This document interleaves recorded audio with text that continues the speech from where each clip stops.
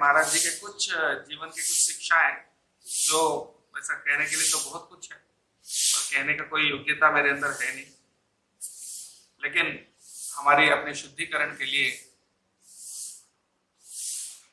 हम कुछ प्रयास करेंगे। थोड़ा सा महाराज जी के बारे में, एक छोटा सा बूंद समुद्र में से एक बूंद निकाल के उसका स्वाद लेने के जैसा प्रयास करेंगे। तो पहले मैं कुछ ऐसे प्रभुपाद जी के साथ जो उनके साथ जो समय बिता, प्रभुपाद जी के साथ जो भी लीलाएं हुई महाराज जी के साथ, तो वो पहले थोड़ा 2-3 बताऊंगा। उसके बाद के जीवन में उनके कुछ शिक्षाएं और कुछ घटनाएं जो मुझे महसूस हुआ है, वो मैं शेयर करना चाहता हूँ। भगवान की कृपा से लगभग 21 वर्ष महाराज जी का एसोसिएशन हमको मिला था।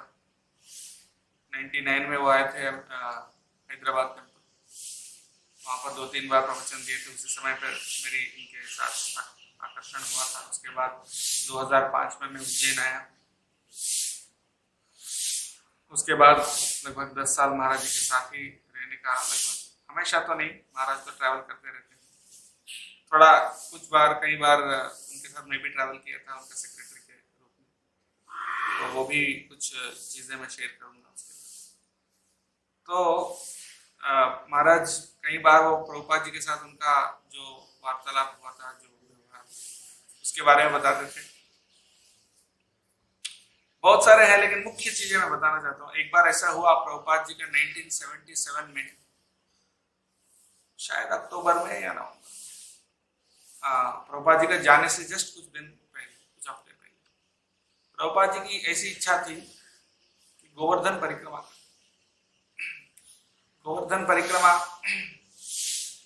उस समय पर तो कोई ऐसा आज जैसा रोड है, वैसा कोई रोड नहीं होता, तो कच्चा रास्ता था। और उस कच्चे रास्ते में अगर जाना है, इवन उस समय प्रभुपाद जी का तबीयत बहुत खराब था। प्रभुपाद जी का स्वास्थ्य इतना खराब था कि आपने वीडियो देखा होगा तो प्रभुपाद जी के शरीर में कोई मांस नहीं बचा, एकदम सिर्फ हड्डियां ही बचे थे, और नस जो है हड्डियों पे चुभते थे, और एक्सट्रीम दर्द होता था। लेकिन फिर भी प्रभुपाद जी कभी भी कोई हाँ कुछ ऐसा कोई कंप्लेंट नहीं किया कि जो दर्द हो रहा है, ये हो रहा है। पर जब बोलते थे तो एकदम पूरा क्लियर चेतना के साथ बोलते थे। तो उस समय पर जो डॉक्टर थे, जो वैद्य थे, उन्होंने कहा कि आप कहीं पे भी ट्रैवल नहीं कर सकते, बिल्कुल किसी भी हालत में ट्रैवल कराया मतलब, और बिल्कुल थोड़ा सा भी धक्का शरीर सहन नहीं कर सकता। जहां तक कि प्रभुपाद जैसा थे, टीचर महाराज बोलते थे कि जब वो लेटते थे वो करवट भी नहीं सकते, करवटने के लिए भी 2 लोगों की मदद से करवटते थे, और उठना बैठना चलने का तो दूर की बात, ऐसा स्थिति था। तो तब प्रभुपाद जी चाहते थे कि वो गोवर्धन परिक्रमा करें। ये तो असंभव है, ये तो अगर करेंगे तो मतलब एक्चुअली प्रभुपाद जी का इच्छा था कि गोवर्धन परिक्रमा करते करते शरीर छोड़े, ऐसा उनकी इच्छा। तो कुछ शिष्यों ने बोला था कि ये तो प्रभुपाद जी की आज्ञा है, प्रभुपाद जी की इच्छा है तो हमें पूरी करना होगा। शिष्य का कर्तव्य होता है गुरु का आज्ञा पालन करना, हम कैसे अपने दिमाग लगा सकते हैं उसमें, जो प्रभुपाद जी ने बताया वही करें। लेकिन कुछ और शिष्य थे जो कहते थे कि ऐसा कैसे हम करने देंगे, प्रभुपाद जी तो बोलेंगे, इसका मतलब यह नहीं कि हम वैसे ही करेंगे। तो जो ये दूसरा पार्टी है जो कहता है कि एज इट इज, मतलब उस समय पर हम नहीं कर सकते हैं, प्रभुपाद जी को जाने नहीं दे सकते हैं, लेकिन जबरदस्ती से प्रभुपाद को तो भी मना नहीं कर सकते हैं। तो फिर उसमें तमाल कृष्ण महाराज और भक्ति चौर महाराज ऐसे थे कि उनको नहीं जाने थे। तो महाराज जी तो प्रभुपाद जी के सेक्रेटरी थे और पर्सनल सर्वेंट भी थे। तो फिर महाराज ने ऐसा किया कि कुछ डिवोटीज जो प्रभुपाद जी को ले जाना चाह रहे थे, वो लोग सब आ गए थे प्रभुपाद जी को लेके जाने के लिए, और प्रभुपाद जी भी तैयार है जाने के लिए। तो वो लोग जानते थे कि एक कमाल कृष्ण महाराज को जाने नहीं देना चाहते। तो फिर वो लोग खुद अंदर जाके प्रभुपाद जी के पास बैठने का कोशिश कर रहे हैं। तो महाराज जी ने क्या किया, अंदर जाके दरवाजे की कुंडी लगा, कोई अंदर ना आ सके। और फिर तब प्रभुपाद जी के गुरु भाई कृष्णदास बाबा जी महाराज वहां आए थे और उनको बताया क्या प्रभुपाद जी को बोले। तो उन्होंने प्रभुपाद जी को बोला, और कमाल कृष्ण महाराज उस समय बोल रहे थे, प्रभुपाद कभी कभी हम बहुत चिंता में आ जाते हैं, आपकी सेवा करते करते कभी बहुत चिंता में। प्रभुपाद जी ने बोला, आपको बहुत चिंता होती है तो ठीक है, मैं नहीं जाऊंगा। तब वो कृष्णदास बाबा जी महाराज की तरफ देखकर बोले कि देखो ये लोग हमें कितना प्रेम करते हैं। ऐसा तो एक ऐसा स्थिति है, एक ऐसी स्थिति गौर किशोर दास बाबा जी महाराज के जीवन में भी था। गौर किशोर दास बाबा जी महाराज चाह रहे थे कि उनके देहांत के बाद उनका शरीर को पूरा घसीटते हुए ले जाए, पूरे नवद्वीप घसीटते हुए ले जाए, रस्सी बांध, मतलब पूरा नवद्वीप का धूल को लगे, ऐसा उनकी भावना है। तो कुछ शिष्य, तथाकथित शिष्य नहीं थे, तो लोग बस नाम के लिए उनका समाधि अपने आश्रम में बनाना चाह रहे थे ताकि लोग आके दक्षिणा देंगे, ऐसे सोच रहे थे।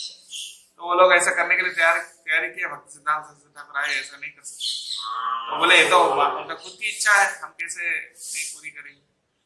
तो बोले उनकी इच्छा, मैं उनका एकमात्र शिष्य। फिर वो बोलते हैं, आगे का बहुत लंबा कहानी है, बोलते हैं आप में से कोई ऐसा है जो पिछले 3 साल से स्त्री संग नहीं किए, तो आप आइए सामने। कोई नहीं है।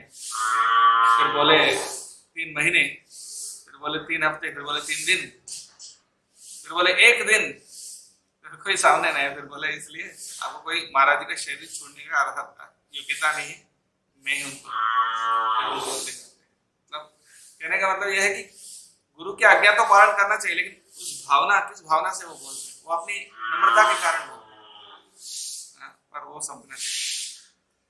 तो इस तरह से एक लीला थी, अद्भुत लीला। तो उसके अलावा कुछ बड़े लोग आए थे प्रभुपाद जी से मिलने, पूछने कि आपके जाने के बाद इस्कॉन किनका हो, इस्कॉन का नेतृत्व कौन करे।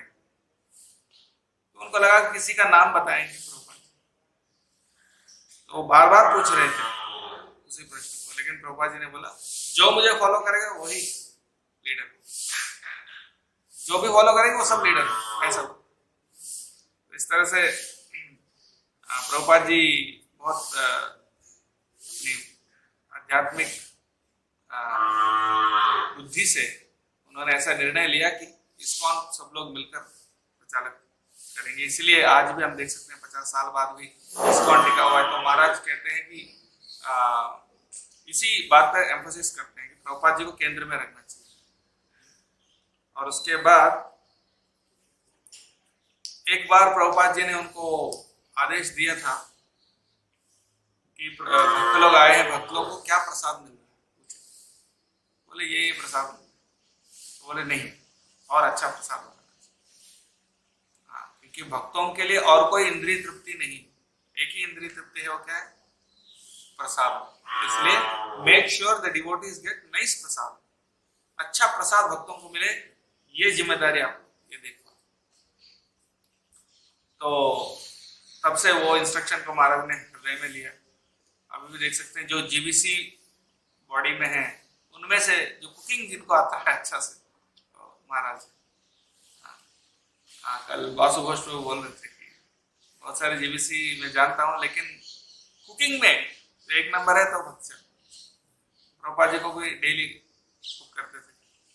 तो भक्तों को अच्छा प्रसाद खिलाना ये बहुत जरूरी है। चतुर्विध श्री भगवत प्रसाद गुरुवष्टकम में रोज गाते हैं कि गुरु वो होते हैं जो 4 प्रकार के प्रसाद भक्तों को खिलाने और परोसने में आनंद लेते हैं। तो अच्छा प्रसाद का मतलब क्या है? पनीर का सब्जी, रसगुल्ला, रसमलाई, ऐसा नहीं। जो सात्विक हो, जो शरीर के लिए क्या बोलते हैं उसको, बैलेंस्ड डाइट जिसको बोलते हैं, शरीर को जो जो तत्व मिलना चाहिए वो सब रहे उसमें, पौष्टिक आहार, इसमें बैलेंस्ड डाइट जो बोलते हैं वो भी रहना चाहिए। एट द सेम टाइम कभी कभी उनको स्वादिष्ट खाना भी दे सकते हैं, ऐसा नहीं कि रोज रोज स्वीट्स ही खाते हैं, ये भी अच्छा नहीं है, रजोगुण में जाएगा। तो शरीर के हिसाब से, शरीर के मेंटेनेंस के लिए, एट द सेम टाइम ऐसा भी नहीं कि हम एकदम शरीर का मेंटेनेंस है इसलिए फीका सा कुछ बनाएंगे, वो भी नहीं। सो दोनों को बैलेंस करते हुए अच्छा प्रसाद भक्तों को मिलना चाहिए। और उसके बाद ये सबसे इम्पोर्टेंट, प्रभुपाद जी के साथ उनका जो इंस्ट्रक्शंस मिले थे, जैसे कल भी मैंने बताया था, तो एक बार प्रभुपाद जी मसाज ले रहे थे जुहू में, जुहू मंदिर जो है ना इस्कॉन का, वहाँ छत पे, आश्रम के छत के ऊपर मसाज ले रहे थे। भक्तिचौर महाराज वहीं पे खड़े थे, बोले आपने कहीं जन्म माया की सेवा में दी, आपको कभी भी सेटिस्फैक्शन नहीं मिला। कितने जन्म आपने माया की सेवा में दिए, एक जन्म, सिर्फ एक जीवन भगवान की सेवा में देके देखो, और देखो क्या हो। सिर्फ एक जन्म, पता नहीं कितने करोड़ों जन्म हमने माया की सेवा में दे दिया, एक जन्म सिर्फ भगवान की सेवा में देके देखो क्या हो।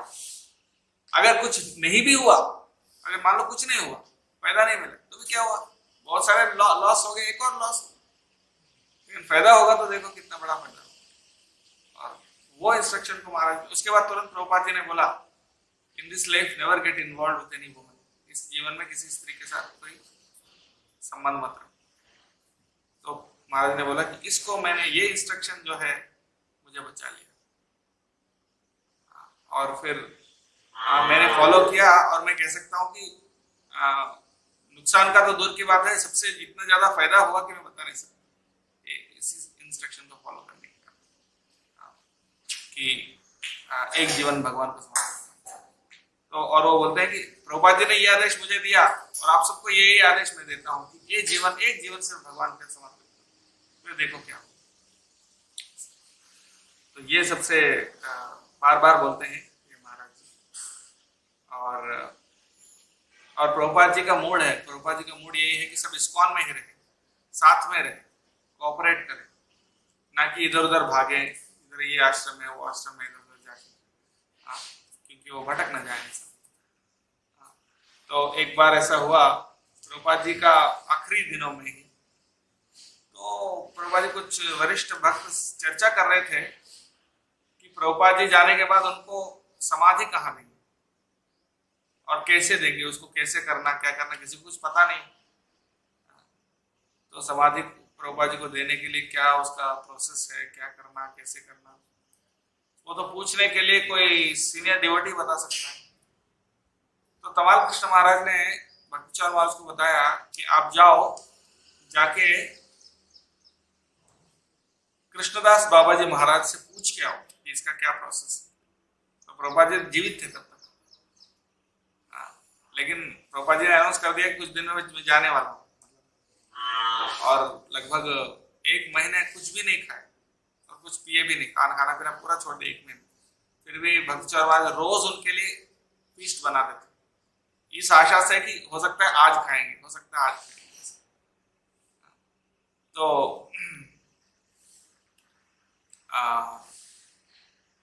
उस समय पर भक्तिचौर महाराज फिर गए उनके पास, कृष्णदास बाबा जी महाराज के पास, ये पूछने के लिए, तमाल कृष्ण महाराज के कहने से कि कैसे समाधि में देंगे।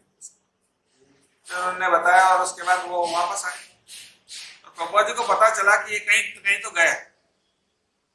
प्रभुपाद जी जैसे महाराज वापस आए, प्रभुपाद जी उनको देखे चिल्लाए, ऐसे चिल्लाए, कहाँ गए तू, वेयर डिड यू गो, ऐसे चिल्लाए। महाराज बोले कि मेरा जो रीढ़ की हड्डी है वो कांपने लगी। दोबारा चिल्लाए और जोर से, कहाँ गए थे। महाराज ने बोला कृष्णदास बाबा जी महाराज से मिलने के लिए गए। वहां क्यों गए। कमाल कृष्ण महाराज ने भेजा। तो प्रभुपाद जी ने, ओ अच्छा ठीक है। तो इस प्रकार से यानी प्रभुपाद जी इनडायरेक्टली वही बता रहे हैं कि आप कंफ्यूज मत हो इस्कॉन में रहिए। कई बार प्रभुपाद जी ने ये बात बताया था। एक और सुंदर बताता हूँ प्रभुपाद जी के साथ लीला। तो ये भी जुहू में हुआ था, महाराज जी का सेवक थे, तो प्रभुपाद जी को प्रसाद खिलाते थे। तो एक दिन थोड़ा लेट हुआ प्रसाद बनाना, तो प्रभुपाद जी अपने कमरे में रहते थे और उनका एक बेल होता था। उस दिनों पुराना एक बेल होता है, ऐसा ऊपर दबाने से वो टंग करके आवाज आता है, और भी ज्यादा देर दबाने से ऐसा आवाज लंबे देर तक।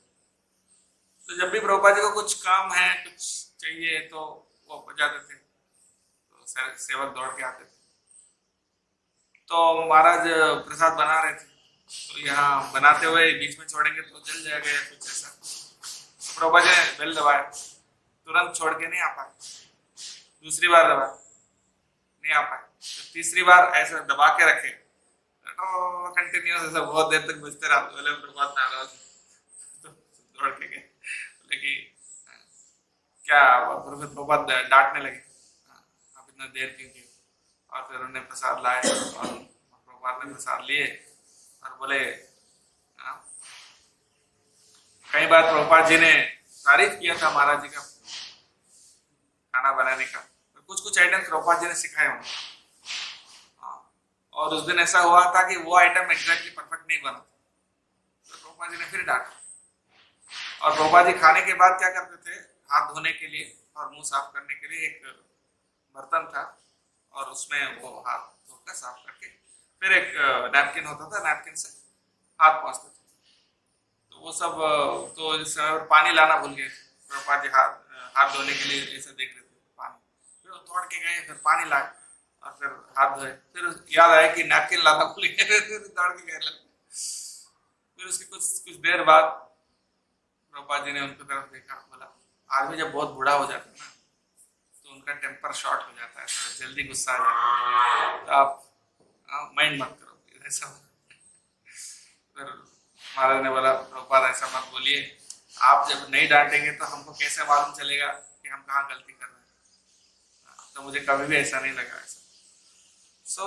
इस तरह से काफी पास्ट टाइम्स हैं। तो उसके बाद अभी मैं आऊंगा महाराज जी के जीवन में कुछ चीजें। तो प्रभुपाद की संस्था इस्कॉन को बचाने के लिए उनने बहुत ज्यादा शक्ति दिया। उस समय पर जब प्रभुपाद जी चले गए, उसके बाद ऐसा हुआ कि बहुत सारे एक के बाद एक उनके कुछ बड़े बड़े दिग्गज इस्कॉन छोड़ने लगे, या उनके साथ कुछ दिक्कत होने लगी, फॉल डाउन होने लगा। तो बहुत सारा, उससे क्या है, उनके हजारों शिष्य भी थे और वो भी छोड़ के जाने लगे। उनका नाम नहीं लेंगे, बट ऐसा एक के बाद एक बहुत सारे थे। तो उस समय पर क्या, वो पूरा जोन जो है बहुत अफेक्टेड हो गया, पूरा हिल गया था। तो वहां उनको मतलब टिका के रखना, उनको प्रेरणा देना, और कई सारे कोर्ट केसेस भी हुए थे। अमेरिका में एक टर्ली केस आया था, वो चाइल्ड अब्यूज वाला केस। तो अमेरिका में लॉ एक अजीब सा अलग तरीके से होता है। वहां पे क्या है, एक छोटा सा केस के लिए आपको हो सकता है मिलियंस ऑफ डॉलर्स देना पड़े। तो उसके लिए ऐसा था कि इतना फाइन लगाए थे कोर्ट ने कि वो पे करने के लिए पूरा इस्कॉन को बेचना पड़ेगा, मतलब इस्कॉन के सारे मंदिर बेचना पड़ेगा, जितने मंदिर है अमेरिका में सब कुछ बेचना, ऐसा स्थिति आ गया था। और उसके लिए मतलब फिर जीबीसी ने मीटिंग किया, सब लोगों ने मिलकर कंट्रीब्यूशन किया, और बहुत सारे भक्तों ने भी अलग अलग जगह से दिए थे। तो उस समय पर महाराज जी ने बहुत हेल्प किया। और उसी केस के लिए तब उस समय महाराज अभय चरण की शूटिंग कर रहे थे, प्रभुपाद जी का जो सीरियल है। तो अभय चरण की शूटिंग के लिए भी तो पैसे चाहिए, उसके लिए तो बहुत।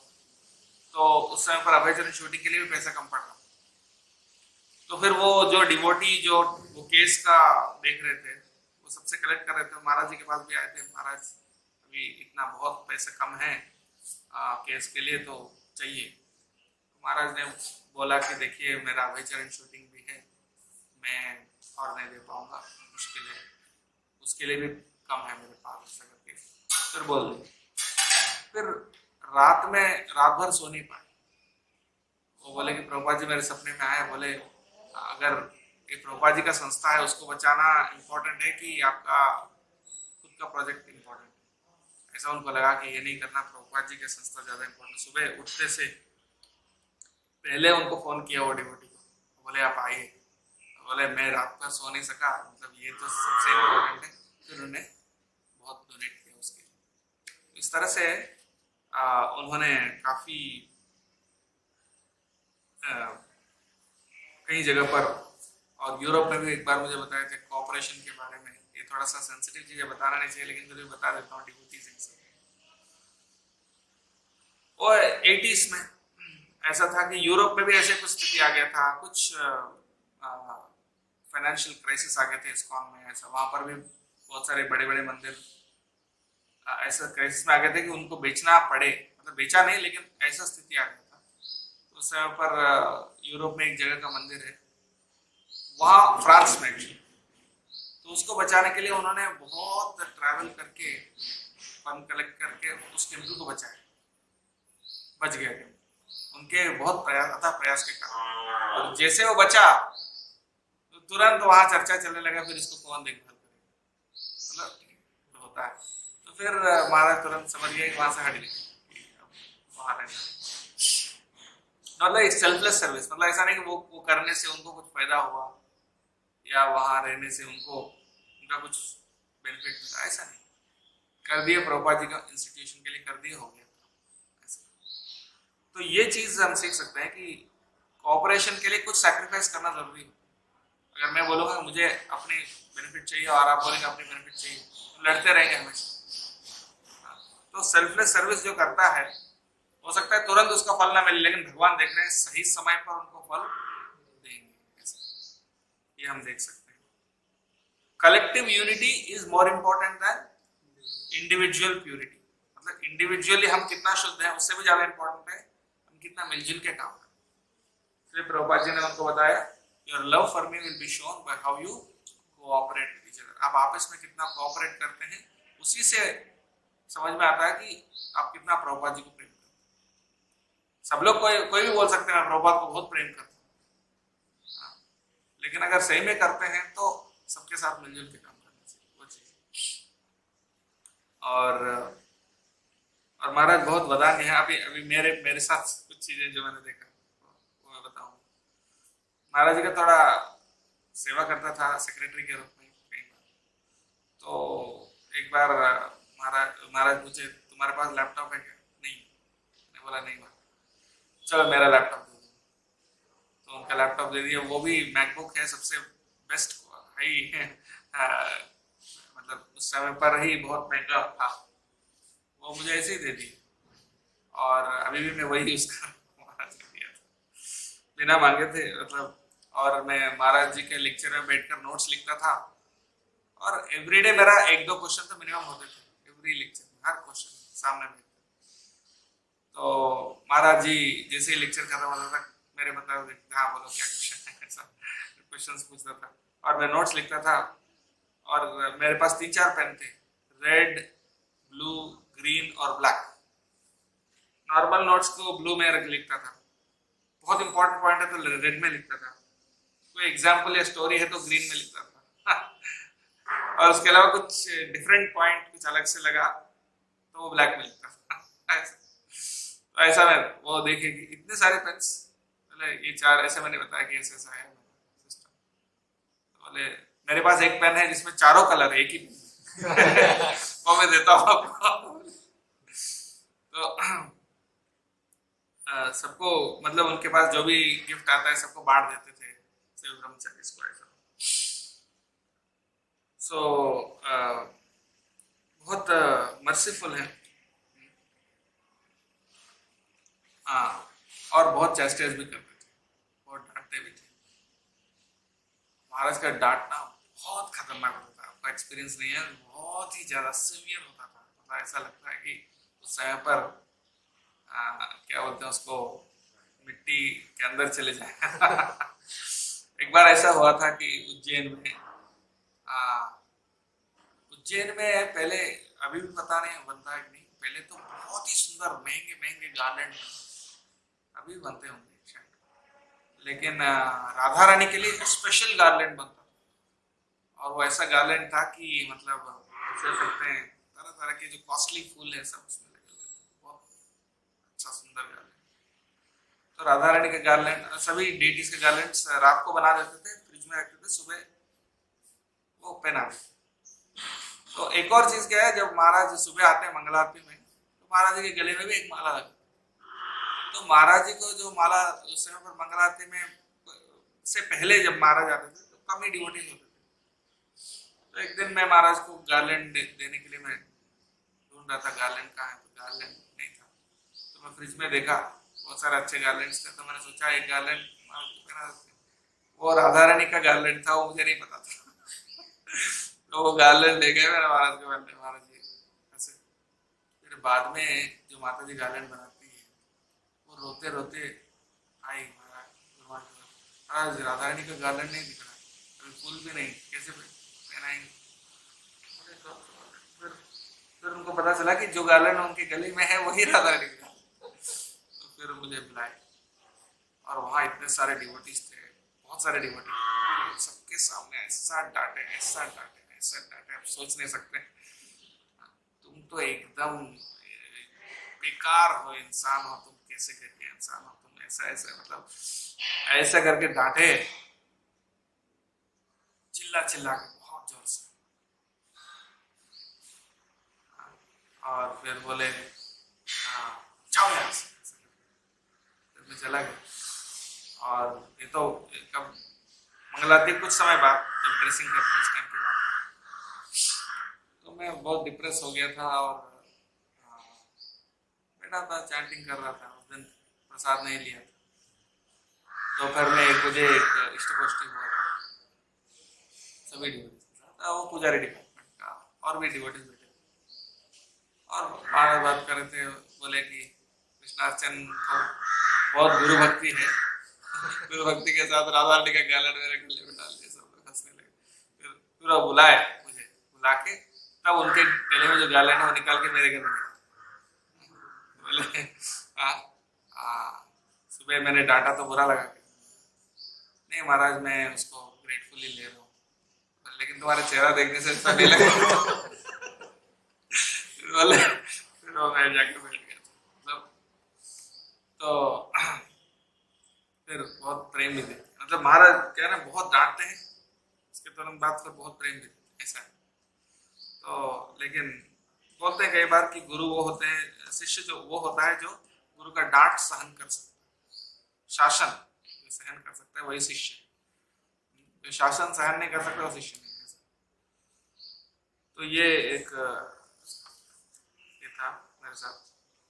और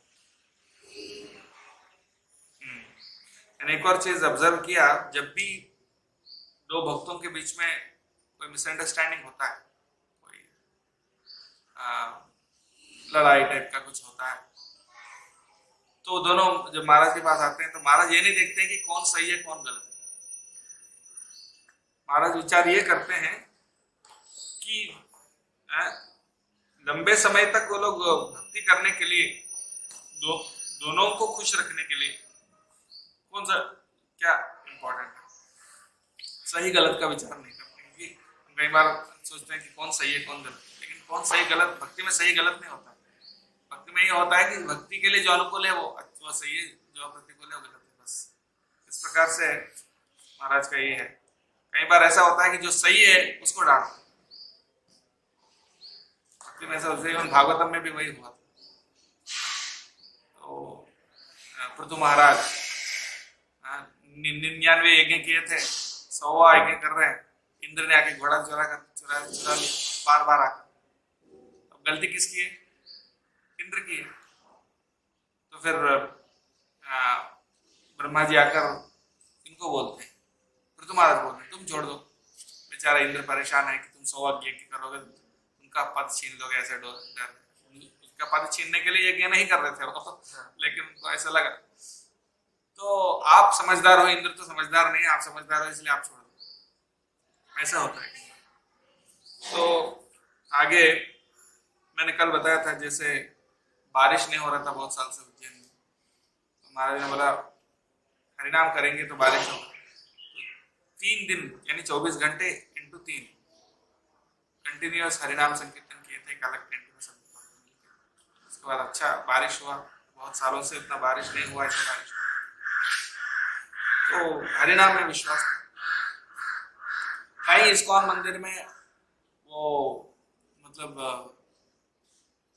ये आर्ट्स एंड कल्चर में उनको इंटरेस्ट है, तो इसलिए उनका ऐसा है कि जो प्रभुपाद जी का मूर्ति है, भगवान को जो ड्रेस पहनाते हैं, भगवान को जो ड्रेस पहनाते हैं कहीं बाहर से बनवाते हैं, तो क्यों ना हम ही बना, तो खुद डेटी ड्रेस बनाने का, प्रभुपाद जी की मूर्ति बनाने का, और गुरु परंपरा का भी मूर्ति है बना। पहले तो कहीं पे इस्कॉन में गुरु परंपरा के लिए मूर्ति नहीं होता था, सिर्फ फोटो होता था, लेकिन महाराज चाह रहे थे कि मूर्ति होना चाहिए। जैसे श्री वैष्णव संप्रदाय में जो आलवार होते हैं उनका मूर्ति रहता है कहीं पुराने बड़े बड़े टेम्पल्स, ऐसा मूर्ति होना चाहिए। तो उनका भी मूर्ति और पूरा उनके ड्रेस सब कुछ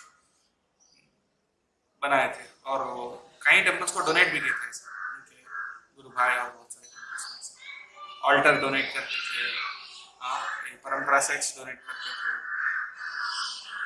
हाँ वो बोलते थे कि जो पैसा है इस्कॉन में ही सर्कुलेट हो, बाहर क्यों दे। एट द सेम टाइम हम करेंगे तो अच्छा से करेंगे। बहुत सारे और कहानी है।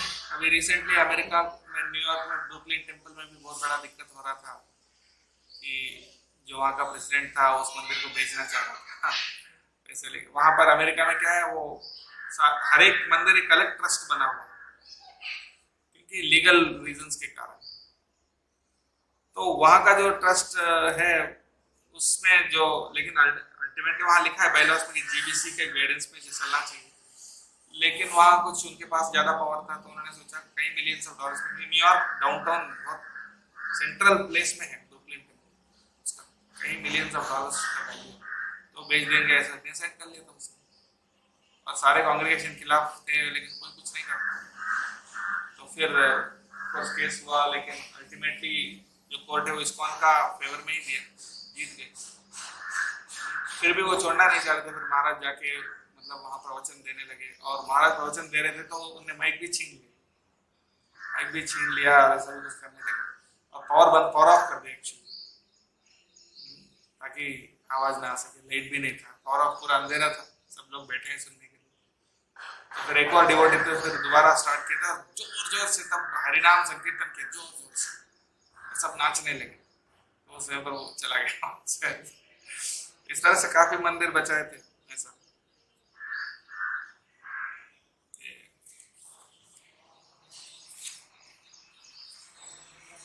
तो महाराज जी मिनिस्टर ऑफ कल्चर है, बस आखिरी में एक दो बताना चाहता हूँ। महाराज जी कल्चर के मिनिस्टर हैं इस्कॉन के, यानी कल्चर ये एक्चुअली फिलोसॉफिकल रिवोल्यूशन से ज्यादा कल्चरल रिवोल्यूशन जो हरे कृष्ण आंदोलन, कल्चर यानी एक लाइफस्टाइल बदलना। तो उसी के लिए कल्चर में क्या क्या आता है, म्यूजिक आता है, डांस आता है, कपड़े जो पहनते हैं, और जो हमारी रीति रिवाज, भाषा, ये सब चीजें आती है, लैंग्वेज।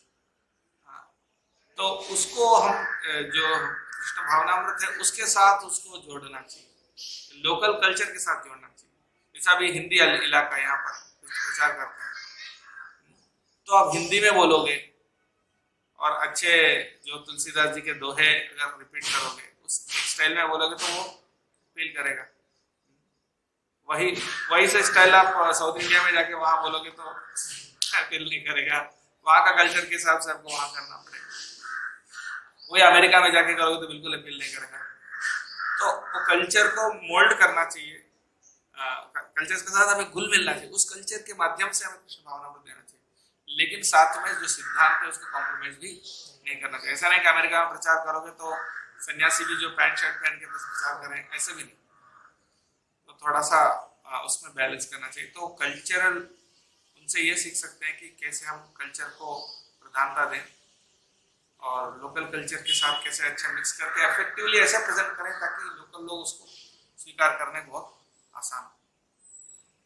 तो इन कुछ चीज़ों का मेरे दिमाग में आए। कल मैंने बताया था महाराज जी के 3 मुख्य योगदान के बारे में, अभी रिपीट नहीं करूँगा, एक स्टेटमेंट में बता दूंगा। एक तो प्रभुपाद जी के प्रति प्रेम सबसे, यानी प्रभुपाद जी की संस्था के प्रति प्रेम। हमेशा इस्कॉन को जोर देते हैं, बोलते हैं किसी भी हालत में कुछ भी हो जाए इस्कॉन मत छोड़ो, कुछ भी हो जाए इस्कॉन मत छोड़ो, इस्कॉन में रहो। भले हो सकता है एक मंदिर में दिक्कत है, दूसरा मंदिर, लेकिन इस्कॉन छोड़ के। और दूसरा, भक्तों के साथ कोऑपरेट करो, प्रेम का संबंध। अगर लड़ाई झगड़ा टाइप स्थिति आ रहा है तो लड़ाई करने से अच्छा दूसरी जगह प्रचार। जो आपने प्रचार किया वो तो सेल्फलेस सेवा किया, अपने को कुछ फायदा नहीं हुआ, हमको अपने फायदे के लिए तो नहीं कर रहे, ठीक है, भक्त बना वही बस मान लिया, हम नया जगह प्रचार करेंगे और हो जाएगा बस। इस तरह से कॉपरेशन, और कभी किसी भी स्थिति में लड़ना नहीं, लड़ाई जो है वो खत्म करता है।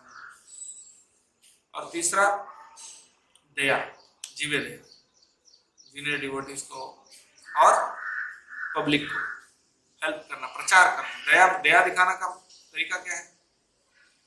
ना कि खाना खिलाना, कपड़े देना, बल्कि भक्ति के बारे में बताना, गीता के ज्ञान देने, सबसे बड़ी दया। तो जीव दया ही प्रचार करना, 3 चीजें मुख्य रूप से हम इन इंस्ट्रक्शंस को फॉलो करते हुए उनके ट्रू फॉलोअर बने, उनका आशीर्वाद हमारे ऊपर पूरी तरह से हमेशा रहे, इस प्रार्थना के साथ विराम देते हैं। धन्यवाद। भक्तिचार्य स्वामी महाराज की जय, जगत गुरु श्री प्रभुपाद की जय।